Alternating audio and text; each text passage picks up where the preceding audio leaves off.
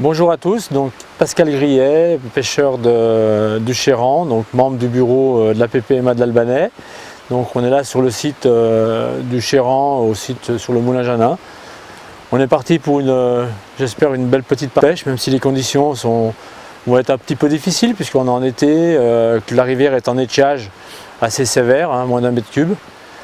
Et puis ici, on va essayer d'essayer de leurrer des poissons en neuf à vue, déjà essayer de les observer et puis après on fera le maximum pour essayer d'en attraper un.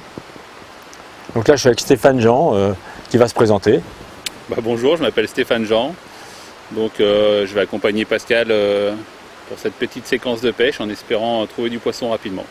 Profitez d'être sur le site du Moulin Janin qui est un site remarquable, un des accès du Chéran, donc pour vous présenter un petit peu la rivière. Donc le Chéran coule entre la Savoie et la Haute-Savoie, il prend sa source dans le massif des Bauges, au cœur du parc naturel, donc dans un site plutôt privilégié, avec des conditions pour cet été assez sèches, même si on a beaucoup d'eau au printemps. Donc voilà, on peut voir qu'aujourd'hui systématiquement la rivière, pendant au moins les 2 ou 3 mois d'été, a ce visage-là, donc assez bas, moins d'1 mètre cube.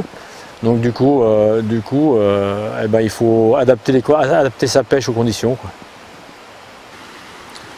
Un petit mot concernant le matériel que moi j'utilise habituellement. Donc, je ne suis pas très branché matériel, mais j'utilise depuis longtemps une Loomis. Donc là c'est une GLX pour le coup, en soie de 4. J'aime assez les soies assez discrètes, donc il est très rare que je pêche avec des soies plus grosses que ça. Donc soie de 4 ça me convient bien. Un bas de ligne toujours très long, même quand je pêche dans les eaux un peu plus rapides. Parce que ça permet justement d'avoir des belles dérives souvent, même si le bas de ligne ne se pose pas forcément toujours correctement. Ce que je privilégie c'est la dérive de la mouche, donc plutôt que la beauté du posé, quoi. Voilà. Alors je vais vous présenter un peu les mouches qu'on utilise habituellement sur le Chéran. Donc rien de secret, rien de magique, rien de miraculeux. C'est que du montage classique et efficace. Pour la partie sèche, donc beaucoup de mouches, un petit peu de cul de canard, du lièvre, des ailes en chevreuil,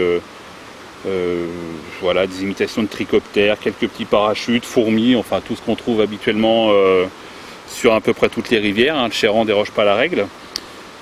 Pour la partie nymphe, pareil, de la simplicité et l'efficacité, faisant de tête, petite mouche avec des airs, soit de vautour, condor, nymphe de trichoptère. Quelques nymphabies pour les cas un peu plus délicats où il faudrait plonger plus profondément. Voilà, rien de bien sorcier.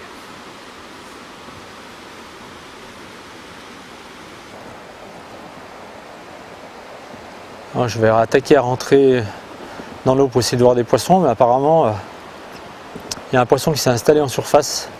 Du coup je vais changer de technique, je vais me mettre en sèche, essayer d'approcher doucement. C'est pas gagné parce que la rivière est basse, donc il faut que je sois discret. Je vais changer de mouche.